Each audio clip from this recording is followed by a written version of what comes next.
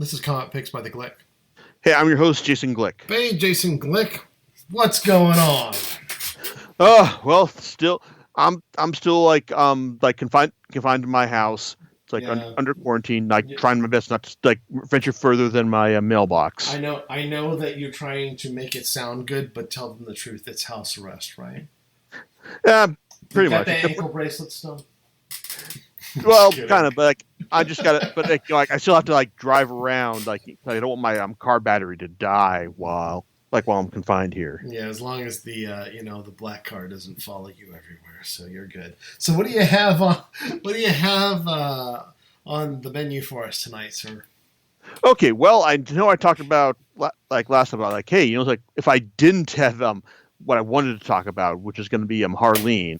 Well, I had a backup plan, and that's going to be Infinity Wars, because well, it's like I know I've talked about like I talked about covering this on the blog like repeatedly. If you've read the it's like the like my various reviews and specifically the previews picks, because but I didn't cover this when this my complete collection came out last year, because well, it's like there was so much other good stuff coming out, towards the end of the year last year, and so it's like this just kind of got lost in the shuffle, and so I figured, okay, maybe I won't talk about this because it's like it wasn't as good as I was hoping, because there's a specific reason that I wanted to talk about this, and that all boils down to its writer, Gerry Duggan. Duggan has emerged as one of Marvel's key writers over the years, specifically due to his work on with Deadpool. After when Marvel was doing their Marvel Now thing, they're relaunching everything. You okay over there, John? John? Yes. Okay, sorry. Just want to make sure you were cool, because I heard a lot of noise over there. I was worried you had fallen down or crawling across the floor to the phone or something. Nope, no earthquakes over here. Continue on. Okay, but Duggan took over Deadpool, took over writing the Deadpool for like the Marvel Now era with stand-up comedian Brian Posehn, and I really liked what they were doing with that with Deadpool there. It's like it was funny. It's like it even had bits of pathos. Like most of you can take like Deadpool seriously when you find out about his illegitimate daughter and all. It's like, or when he even got married to Shikla, the queen of the monsters. It's like there, and it was like so I liked that. I mean, it was fun. It was entertaining. And then at one point, they gave it a relaunch because it was like selling well enough, and that it was basically Duggan going solo and Posehn dropping out because he's the comedian, he's got a real world career to attend to, and so Duggan started going solo, and the first volume he did, Deadpool, the Millionaire with a Mouth. Oh God, it was so fucking terrible. It's like it was basically like Deadpool being taken seriously. It's like, I mean, hey, Deadpool finally has a mainstream acceptance, and now it's like he's he's trying to cope with okay, it's like people like me. It's like, what happens if they don't like me and all? It's like, it's Deadpool being concerned about what people think and all, and worse yet, it wasn't funny. It's like it was like the height of comedy in there was like Deadpool making jokes about George Stephanopoulos and his last name. It's like, no, that's not funny. That's dumb. That's awful. That's hack level work. And it was so bad that I thought, oh man, it's like, I'm just gonna cut my losses right here. It's like, and nothing I heard about Duggan's run on Deadpool afterwards made me think that, okay, this is something I need to keep following. And nothing he did, between his other work at Marvel and even his recent work at Image, he's done two creator-owned series, Analog and Dead Eyes, have they haven't really set the world on fire either. I mean, maybe they're not terrible, but they're not just like stuff that maybe makes me go, "Hey, I need to read this right now."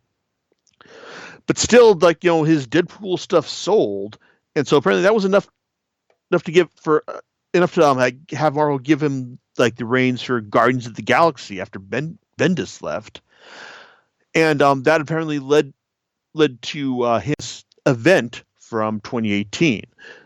So, and I'm bringing up this the time frame for this specifically because, well, 2018 was the year of Avengers: Infinity War. So even if like the comics like aren't going to directly follow like the Marvel movies that are coming out, well, they still want to like at least be kind of adjacent in that sense, to the point where, hey, it's like we're doing like an Infinity story. Like there's a big Infinity movie coming out this year, so let's do an Infinity story in the comics. And so Duggan got the probably got the brass ring and the call to do this event story right here. So it's like, okay, so hey, if Marvel believes that he's good enough to do this thing, so maybe I should see what he does here and see if it's if I'm going to give like Duggan a second chance here, because hey, it's like if Marvel still keeps giving him stuff, like maybe he's doing something right here. Well, the thing about his Infinity Wars is that it was first issued in two separate collections, one which collected all the build-up and one which collected the event itself. I looked at this and saw, hey, you know what? Oh, they're doing a complete collection later on. I'm just going to go ahead and wait until that comes out. Like no sense in like overspending for this, at all.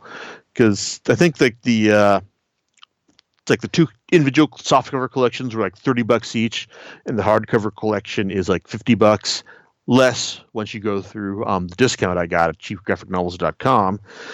So I figured, okay, I'm just going to wait until this collection comes out. Then I got it. Then I read it.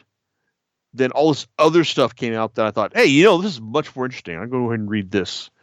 And I'm talking about this for the podcasts.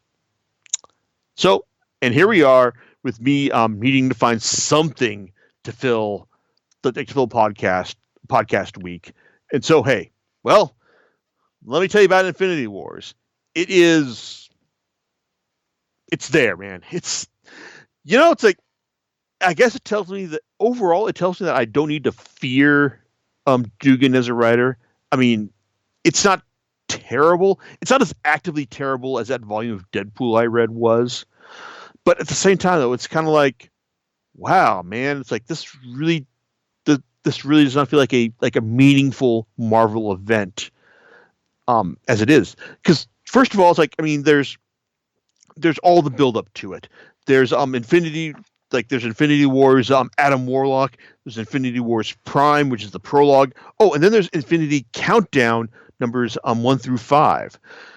So, I mean, what does all this involve? Well, Adam Warlock is basically like one shot about like refreshing with the character of Adam Warlock and his cosmic origins and his relations to the Infinity Stones, and also setting up his relationship with Kang, a Marvel's time traveling villain here.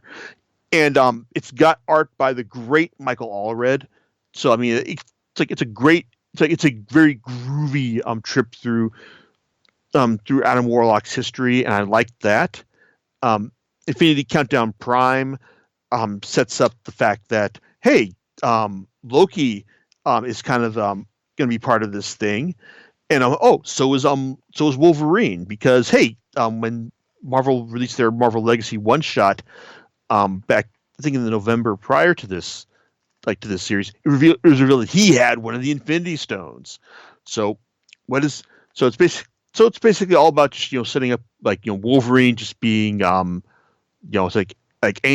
it's angry about having to take part in all this like cosmic stuff, even though there's a great scene where he just like spikes Loki through the face when Loki comes on, tries telling him, hey, maybe you should give me the stone. And I go, oh God, my eyes. So yeah, that was fun. And then you've also got the Duggan like establishing the Guardians of the Galaxy's role in this. It's like, and the fact that the Power Stone is now it's like the size of a small mountain. It's like on this one planet. Oh, and also the Chitauri and the fraternity of Raptors are also closing in on it as well. So it's basically like a whole lot of setup here, and that leads into the Infinity Countdown issues proper, which well, the thing about these issues is that originally it's like they were meant to be like proper issues of Duggan's Guardians of the Galaxy run. Problem is that his series there wasn't selling as well as it should. So that's why these issues got rebranded as Infinity Countdown. Because hey, anything that promises to lead into a major Marvel event is automatically going to sell better. So you've got a couple of different storylines going on, mainly mainly like Drax and the Nova Corps, trying to fend off the fraternity of Raptors and the Chitauri, from getting the now mountain-sized Power Stone, and then the rest of the Guardians, fighting off the this apparent onslaught of Groot style trees that are wreaking havoc across the galaxy that have been set up by the Gardener, who is one of Marvel's cosmic hoo-ha guys as well. It's like, and so it really does kind of read like Duggan was he's just going on with the storyline he was doing with his Guardians of the Galaxy run. Oh, and there's also Adam Warlock facing off against Ultron, who's managed to get his hands on the Soul Infinity Stone. Oh, and Ultron has also got the Silver Surfer at his mercy as well. So there's that to contend with as well. And when I was reading this, it's like, I have to admit, I didn't think this was bad and all. It's like Duggan actually has a good handle on some deadpan style humor. Just it's fun. It's fun seeing Drax grab the wings off the members of the fraternity of Raptors and just why am I not able to fly and all? And have another panel just devoted to him just flapping his wings crazily, and that's fun and all. Or when you've got Rocket charging the Gardener with the shiv and just stabbing it in his face, and the Gardener going, "Wait, is that all it does?" So there's fun bits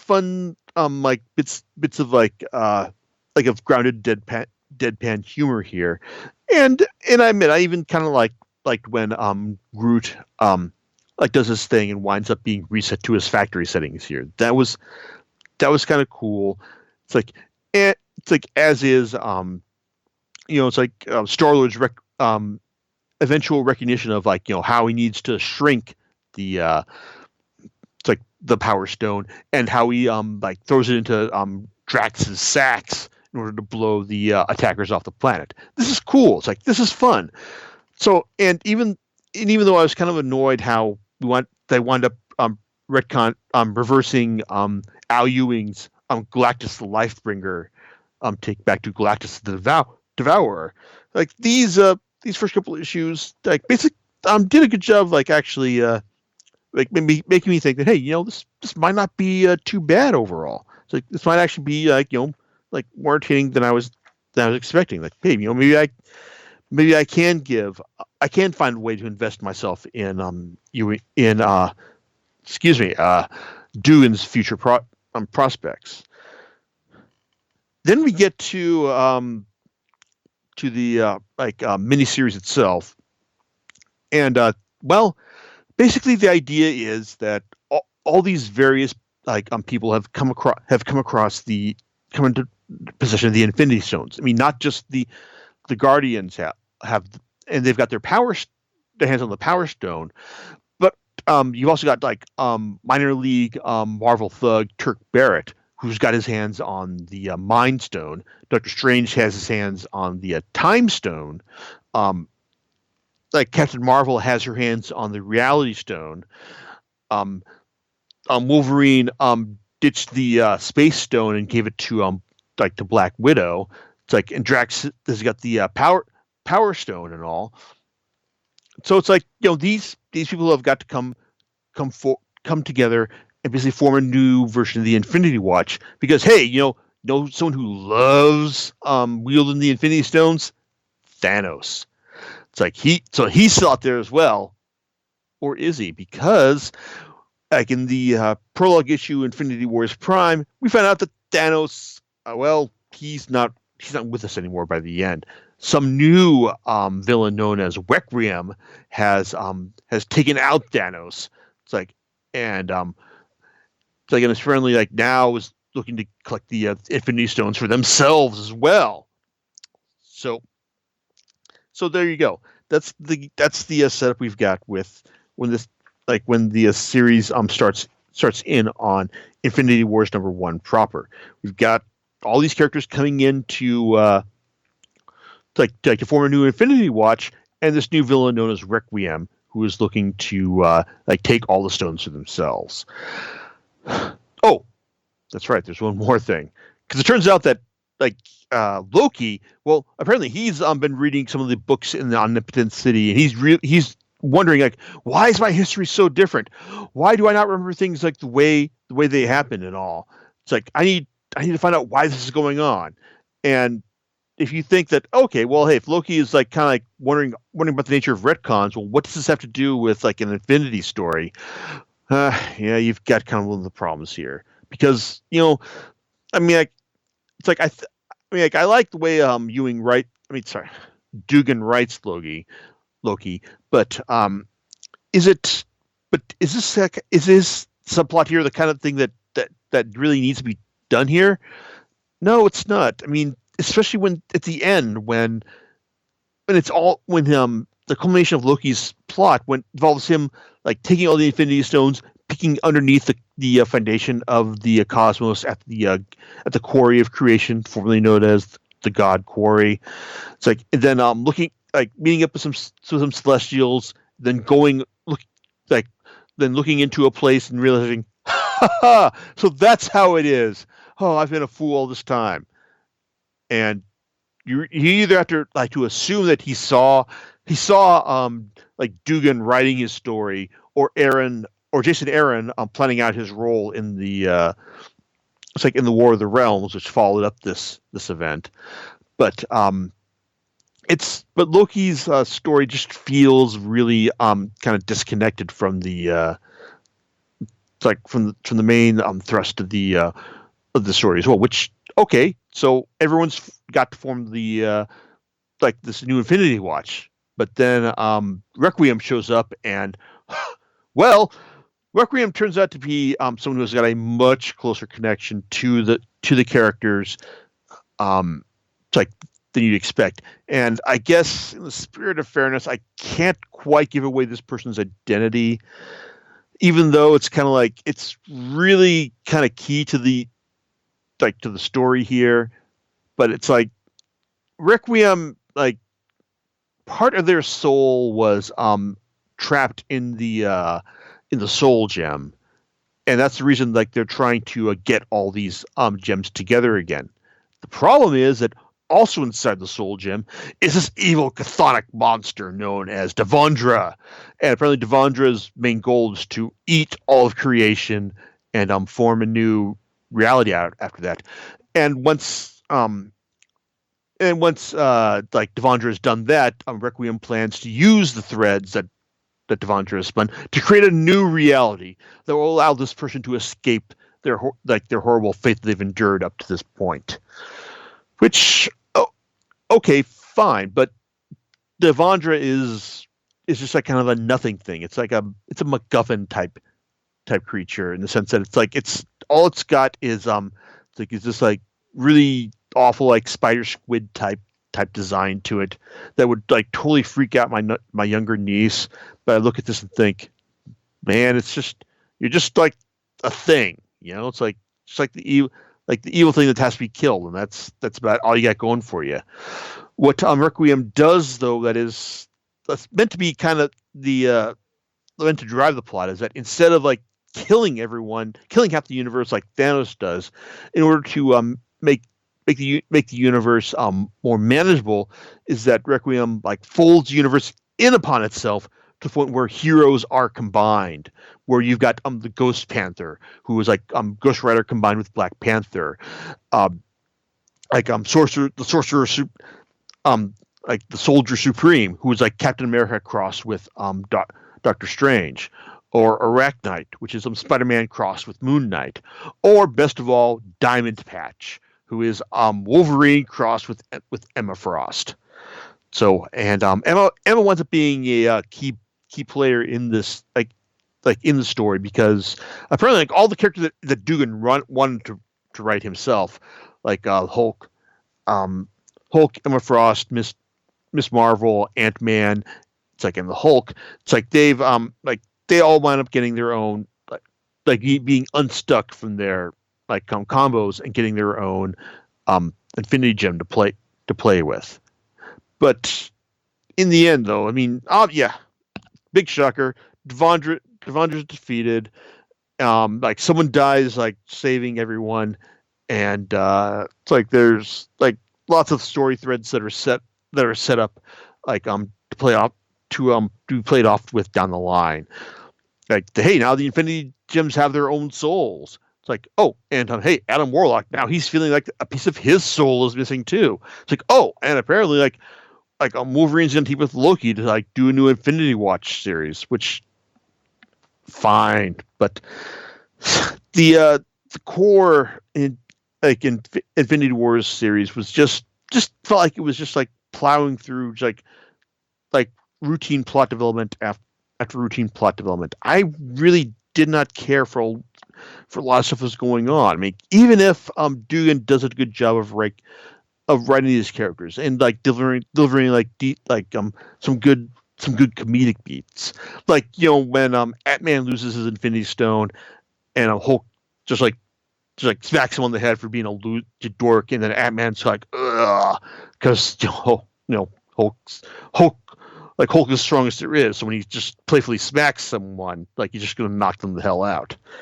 I mean, stuff like that's funny, but ultimately it's like the core story is just feels really perfunctory. It's like and uninteresting, and it's all about just like facing off of it against a very generic and meaningless Deus Ex Machina type villain, or just a generic villain, and to begin with. It's like Devondra, if it should have been built up as a really proper world-ending threat, but Duggan like barely does that at the beginning. And as far as like making Loki like into an antagonist, well, no, Loki's got his own plot thread to deal with here.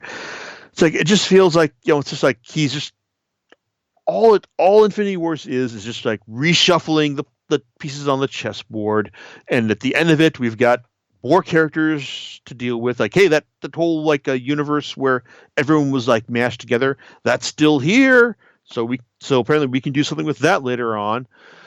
And like there's someone dies because hey, it's like what better way to show you that your story has meaning by someone dying.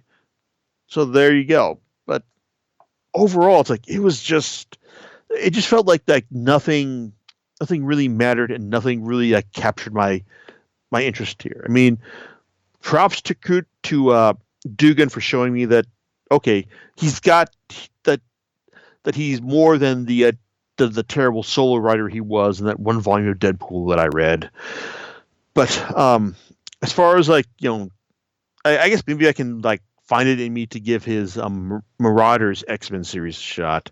But beyond that, it's like, well, the other thing about Infinity Wars is that it at least has decent art throughout. I mean, I love Michael Allred, and like it was great seeing his Adam Warlock issue here, and Aaron Cooter and Mike Hawthorne's work on their issues of Infinity Countdown were pretty solid. I will say that Cooter has some good solid line work here that I appreciated, that I like seeing with his Guardian stuff. But even if and Mike Hawthorne, he's probably bit too stiff for cosmic stuff. But the person who handled the majority of the art in this volume, Mike Diodato, it's like I thought he did a great job. It's like just like offering like really intensely detailed work for all this, like for all the pages he was involved in. It's like I know he's he's no longer working with Marvel because he wants to go and like doing his own stuff as well. And yeah, it's like I think that I definitely look forward to seeing what he's going to do elsewhere. I mean, he's already done Berserker Unbound with Jeff Lemire at Dark Horse. But oh man, like you're not going to get me to pay $20 for like 4 issues of comics in hardcover. But even then, like looking at his his work like in this series, I mean, he does a great job just drawing just like the mundane stuff, like from the Infinity Watch, just meeting up in New York, to like the really like crazy cosmic stuff, such as like them fighting Devondra. It's like in the it's like inside the world of the Soul Gem. It's like I think that that there's like lots of great visual stuff being done in this series. And if you're a fan of Diodato's work, then yeah, this is you absolutely have to check this out. But for those of you who, I guess if you're like me, who kind of like want to follow the like Marvel events as being like and being part of the narrative of the overall universe, well, Infinity Wars is certainly not that. You can just like skip this and you really will not miss a whole lot. I mean, yeah, it's like it adds a little bit of context to the volume of it's like Donny Cates' Guardians of the Galaxy series that immediately followed this up. So I mean that was nice, but as far as like but on its own terms, Infinity Wars is fine. It's there. It's not something you need that you need to read at all. So that's, I guess, it's kind of all I get to say for it. I mean, it's not terrible, but it's absolutely not essential reading. So there you go. John, any thoughts on your end about all this, or did you fall asleep?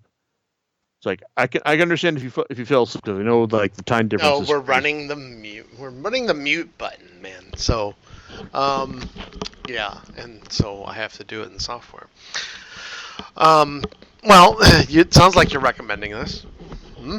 Well, I guess if you've got like $50 to spend, you've got nothing better to do with it. I mean, geez, it's like, I mean, I would probably recommend going. I mean, like there are characters here who've got solo series that I like better. I mean, go invest this $50 in Doctor Strange's ongoing series, which I liked, or like that Donny Cates' Guardians of the Galaxy. I enjoyed that volume he did, like the Final Gauntlet. It's like, I mean, yeah, it's like sure, like this reading Infinity Wars would add context to that, but you don't need to read it in order to enjoy it. Oh, and also it does play off a bit of Cates's Thanos Wins storyline, which I keep mentioning this so often, but it really is like a really good storyline and something that's worth paying attention to. And I guess if nothing else, I did appreciate how Infinity Wars at least did play nice with the established continuity of other series that were going on around this. So, but it's something that you need to buy. No, you really don't need to buy it. Well, there you go. So you know what you're going to be talking about next time? Well, it'll either be Harleen or like my thoughts on the entirety of Jason Aaron's run on the Mighty Thor, because well, it's like that. These are a couple things that are coming in my next comic shipment, which hopefully should arrive by the time we do this next one. So there you go. All right, and we'll catch you next time on Comic Picks by the Glade. All right, laters.